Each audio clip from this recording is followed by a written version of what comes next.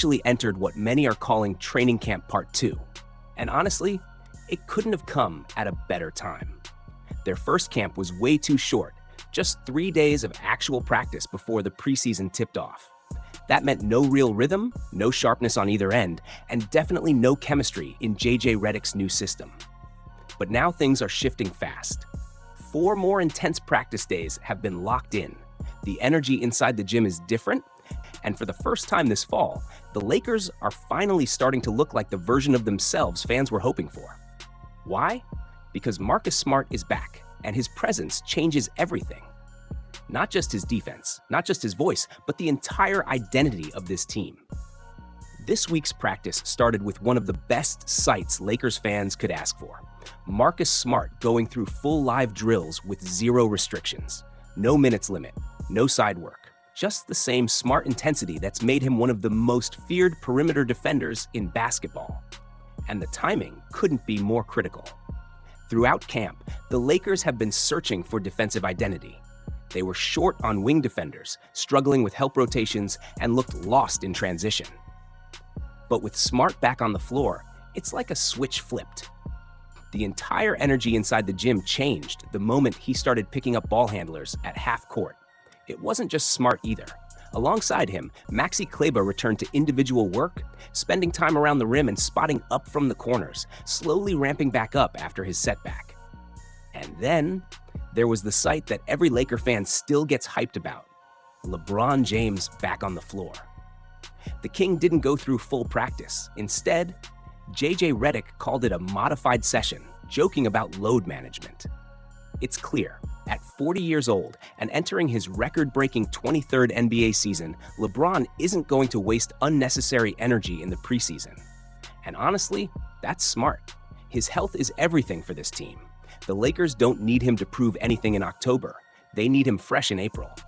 And then there's Luka Doncic. After a long summer of Eurobasket competition and a major body transformation, Luka's also under careful management.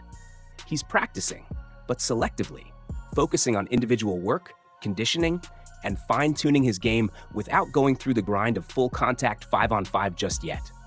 The Lakers know what they have in Luka, and they're not about to risk fatigue or minor injuries before the real games begin. But let's be real. The headline here isn't about who's sitting out. It's about who's finally back. Marcus Smart being a full participant was the big moment of the day. JJ Redick and Austin Reaves didn't even try to hide their excitement. Redick praised Smart's ability to sustain his defensive intensity all practice long, while Reaves said what every opponent has known for years: you feel that pressure when Smart guards you. That's not an exaggeration. That's the Smart effect. He sets a defensive tone that spreads across the locker room. When he locks in, everyone else follows. This is exactly what the Lakers have been missing. Over the last week, fan frustration was building, not just because of preseason losses, but because the defense looked soft. They were getting exposed on the perimeter, over-helping in the paint, and leaving shooters wide open.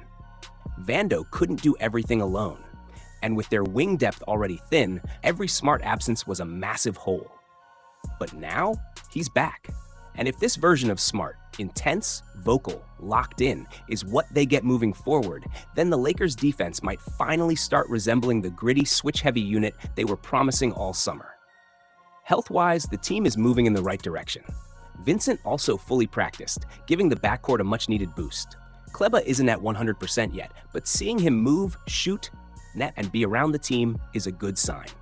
LeBron and Luka are clearly pacing themselves, and honestly, that's the Smart move when your 2 biggest names are also your heaviest minutes eaters. The Lakers have no reason to overexert their stars in meaningless preseason games. Redick knows that. The training staff knows that. And LeBron, entering year 23, knows that better than anyone. The next real test is Sunday night against Golden State. That's when we'll see if all this progress inside the gym actually translates into game speed. With Smart likely active, Vando healthy, and Ayton anchoring the paint, the Lakers could finally get their first true look at their new defensive core. And that's what has everyone inside the organization quietly optimistic. This team won't be built on highlight plays. It'll be built on stops. And Marcus Smart is the heartbeat of that identity. The intensity in practice wasn't just talk. Multiple players noted the difference with Smart on the floor. Austin Reaves, who got a taste of being guarded by Smart, said he could feel that physicality and pressure from the very first possession. And when one guy plays like that, it becomes contagious. Guys start talking louder on defense. Rotations become sharper. Energy picks up. Suddenly, defense isn't just an assignment, it's a mindset, and the Lakers desperately needed that. Redick's system depends on communication and trust. And while the team still has holes, they're short on elite wing defenders and transition defense needs work, having Smart fully integrated gives them something real to build around. It's not theory anymore. It's not what if Smart was out there. Now he is. And he's setting the tone in camp just like the Lakers hoped he would when they brought him in. For fans who were starting to panic after a shaky preseason debut, this was the kind of practice day that eases nerves. It doesn't guarantee success. It doesn't erase concerns about wing depth or injuries. But it does send a clear message. This team isn't ignoring its problems. It's attacking them head on. And Marcus Smart is leading that charge. Because when Smart is on the floor, the Lakers' identity changes. And if this training camp part 2 continues to build momentum, Sunday's game against the Warriors might just be the first glimpse of what this defense could become. If there's one weakness that's been haunting the Lakers since last season, it's their transition defense. And the scary part? It hasn't improved at all in preseason. Right now, they're giving up the third most fast break points per game, count nearly 21 a night. And sure, it's just preseason, but that number should not be ignored. This was already a major red flag last year, when the Lakers ranked 5th worst in the entire league in the same category. That's not just bad, that's a recipe for disaster against elite transition teams like Denver, OKC, or Golden State. And this right here is the area where Marcus Smart's presence could be a total game changer. His intensity, communication, and on-ball defense could finally give this team the push it needs to fix what's been broken for way too long, getting back on defense and killing those easy buckets. But Smart isn't the only piece of good news inside the gym. Maxi Kleber was spotted back in practice gear, finally getting some real work in.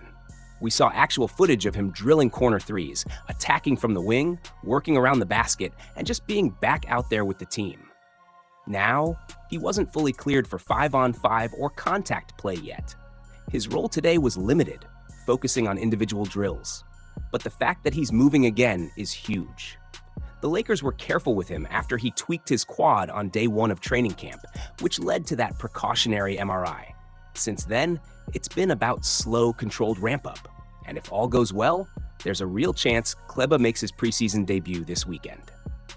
That could give this rotation some much-needed size, spacing, and flexibility if he can prove he belongs in the regular rotation. Meanwhile, there's been a lot of noise around LeBron James over the last 48 hours, all because of a single Decision 2.0 teaser. For a hot minute, fans started speculating everything from retirement to shocking roster moves. But the truth? It was exactly what most insiders expected: an ad. LeBron wasn't announcing his retirement, that he wasn't leaving the team, and he wasn't hinting at any bombshell move. It was just an advertisement for Hennessy.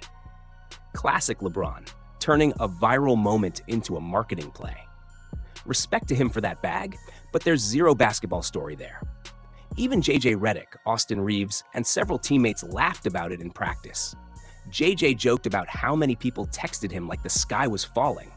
And even Austin shared how some of his own family members were freaking out. LeBron had the entire basketball world holding its breath for a marketing drop. And honestly, that's power.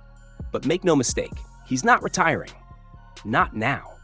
Not when the Lakers are gearing up for another title push.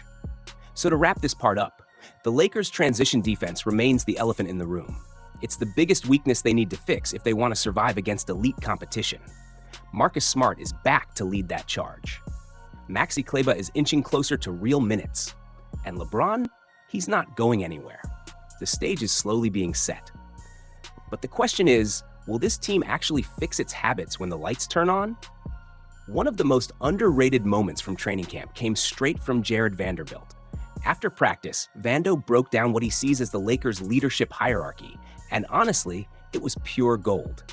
When talking about the team's vocal leaders, he immediately named LeBron James and Luka Doncic. No surprises there. But then came the key part. For defensive leadership, he put himself and Marcus Smart front and center. And for leaders by example, he gave that respect to Austin Reaves and Gabe Vincent. That's powerful, because it shows how balanced this locker room actually is. Here's how Vando put it. We got Bron and Luka as the vocal leaders, me and Marcus as far as defense, and guys like AR and Gabe that just lead by example, being on time, showing up, helping teammates. Everyone's got their role. And honestly, he's right. Everyone knows LeBron and Luka are the faces of this team, but it's guys like Marcus Smart and Vanderbilt who set the defensive tone, the kind of tone that wins playoff games. Their energy, communication, and intensity will shape the Lakers' identity on that end of the floor.